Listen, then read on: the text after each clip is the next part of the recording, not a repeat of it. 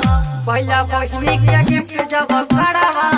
हो 100 साल जियावा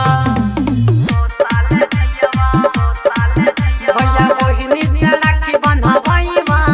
हो अमर हो जाईवा अमर हो जाईवा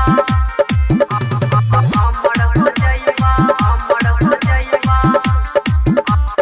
अमर हो जाईवा बहिनी से राखी बंधवाईवा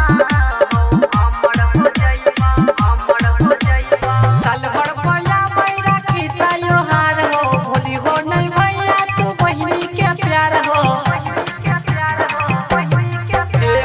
साल भर भैया बैरा की त्योहार हो भूली हो नहीं भैया तू बहिनी के प्यार हो बहिनी से कलाई सजवाईवा भैया 100 साल जियावा भैया बहिनी से राखी बंधवाईवा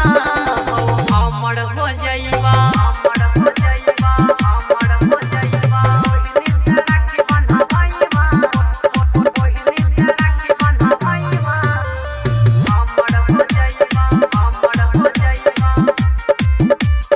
अमर हो जाईवा राखी बंधाइले सोना के कंगन कान खोल के सुनला भैया रुपदेव रामन हाँ हाँ राखी बंधाइले सोना के कंगन कान खोल के सुनला भैया रुपदेव सरवन नंदन भैया राखी बंधवाईवा हो 100 साल जियावा 100 साल जियावा